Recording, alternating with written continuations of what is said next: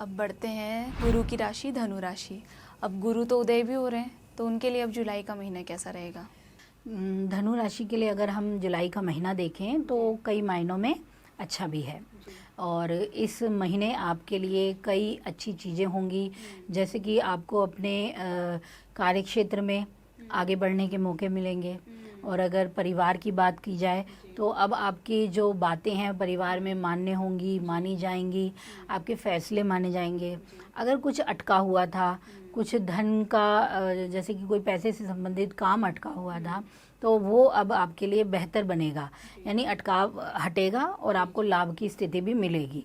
तो इस समय परिवार में आपके लिए मतलब जो स्पेशली मदर फिगर है, जो मातृत्व है, वो बहुत अच्छा मिलने वाला है आपको, उसमें शुभता मिलेगी। और साथ में आपको जो छोटे भाई बहन हैं उनका प्रेम संबंध बहुत अच्छा रहेगा आपके लिए। और अगर हम बात करें इनके लिए करियर की, तो करियर में थोड़ा सा इनको शुरुआती समय पे थोड़ा सा बदलाव देखने को मिल सकता है। इस दौरान हो सकता है बदलाव पॉजिटिव होगा या नेगेटिव? शुरुआती दौर का जो बदलाव होगा वो थोड़ा कमज़ोर दिखता है। अच्छा। थोड़ा सा परेशानी दे सकता है या चिंता बढ़ा सकता है। जी। इस दौरान क्या होगा कि आपके ना जो कर्म क्षेत्र के स्वामी हैं बुध बनते हैं, जी। तो उनका प्रभाव 8वें घर से संबंध बना लेगा। तो उस वजह से क्या होगा, ना चाहते हुए भी चीज़ें करना, अच्छा, जो आप पसंद ना करें उस चीज़ को करना। तो ये तब तक भी है क्योंकि अभी 6 तक तो वो अस्त रहेंगे। तो ये 6 तारीख और 13 को वक्री का प्रभाव, तो ये एक मतलब शुरुआती जो महामध्य है ये थोड़ा दबाव वाला है। जी जी। तो यहाँ पे आपको थोड़ा सब्र बना के रखना है, कोई ज़्यादा टेंशन नहीं लेनी है। अगर कुछ हो भी गया नेगेटिव तो याद रखिए कि पॉजिटिव आएगा, वो बिना आए बिना नहीं रहेगा। तो इसीलिए यहाँ थोड़ी घबराहट होगी, यहाँ थोड़ी समस्या रहेगी शुरुआती दौर में, लेकिन जब इस पक्ष की बात अलग आगे बढ़ेंगे तो आपको राहत भी मिलेगी। तो आपका करियर भी ग्रोथ करेगा फिर। और आप अगर बिजनेस में हैं तो बिजनेस में आपके लिए ये महीना अच्छा है, आपके बिजनेस को ग्रोथ मिलने वाली है।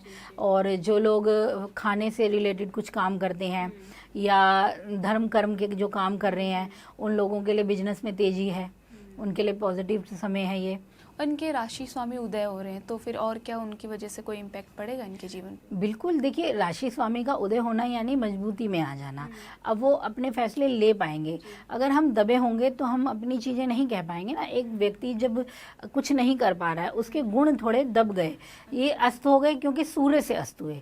सूर्य से ही हर ग्रह अस्त हो सकता है, ठीक है। सूर्य के करीब थे, मिथुन राशि में थे ना, तो उन्हीं की वजह से वो अस्त हो गए थे, करीब आ गए। अंशात्मक डिग्री में जितने करीब आ गए उतनी अस्तता तेज होती गई, ठीक है। अब ये अपने इनके क्या तत्व हैं कि ज्ञान है, वृद्धि है, विस्तार है, शुभता है, अपनी चीज़ों को बढ़ाना है, ठीक है। अब सूर्य के पास हैं तो वो चीज़ें कम हो गई, अब वो अपनी चीज़ें दे नहीं पा रहे हैं, कर नहीं पा रहे हैं। लेकिन जैसे ही अस्त से आगे बढ़ेंगे अब वो अपने में निडरता पाएंगे, अपने चमक आएगी। अब होता है ना, अब सूर्य को दिया नहीं दिखा सकते, वो वाली बात आती है ना। तो वो उसको दिया तभी दिखेगा जब अंधेरा दिखेगा, दूर होगी चीज़। तो वो दूर होते जाएंगे तो गुरु की प्रबलता बढ़ती जाएगी, तो गुरु के अपने शुभ फल मिलते चले जाएंगे। तो यानी कि हाँ, शुरुआती समय थोड़ा कमज़ोर है, लेकिन बाद की स्थिति आपके लिए सच में पक्षधर है, अच्छी रहेगी और आपको ग्रोथ भी मिलेगी कई मायनों में इस समय। हाँ, शुरुआती समय में हेल्थ का, धन का, करियर का, इन सब का ध्यान रखना है आपको, ठीक है। लेकिन सेकेंड हाफ आपके लिए बढ़िया होने लगेगा, आप उसमें चीज़ों को बैलेंस करना सीख जाएंगे और प्रगति का टाइम भी आएगा, धन का लाभ भी होगा, आपको बनेगी बातें। और कोई इनके लिए छोटा सा उपाय? हाँ, देखिए अभी गुरु के लिए आपका सबसे अच्छा ये है कि जब गुरु उदय होने वाले हों उस दौरान गुरु की पूजा नियमित बना लीजिए, यानी कि उस दिन करनी ही 6 तारीख और 7 तारीख, ये 2 दिन गुरु की पूजा जरूर कीजिए। गुरु ग्रह के, गुरु के मंत्र बोलिए। और साथ में अगर हो सके तो आषाढ़ का महीना भी गुरु के लिए बहुत माना गया है, ठीक है ना। गुरु पूर्णिमा का समय भी यही माना जाता है, ठीक है ना। तो आपके जो गुरु हों, गुरु आपके माँ भी हो सकती हैं, आपके पिता भी हो सकते हैं, आपके शिक्षक भी हो सकते हैं, तो उनको कुछ भी अपनी तरफ से भेंट दीजिए। वो आपके शुभता के लिए, आपको उनका आशीर्वाद मिलेगा तो आपकी जो नेगेटिविटी है वो कम हो जाएगी खुद ब खुद। तो ये तो आप ज़रूर इस महीने कीजिए ही कीजिए। अपने बड़े बुजुर्गों को अपने हाथों से कुछ खिलाइए, उनके चरण को स्पर्श कीजिए। तो ये उपाय इनके लिए विशेष कर रहेंगे इस महीने के लिए। अगर आप ज्योतिष से जुड़ी अधिक जानकारी प्राप्त करना चाहते हैं तो डाउनलोड करें माय ज्योतिष ऐप। एस्ट्रोलॉजी से जुड़ी लेटेस्ट जानकारी के लिए फॉलो करें माय ज्योतिष का फेसबुक और इंस्टाग्राम पेज।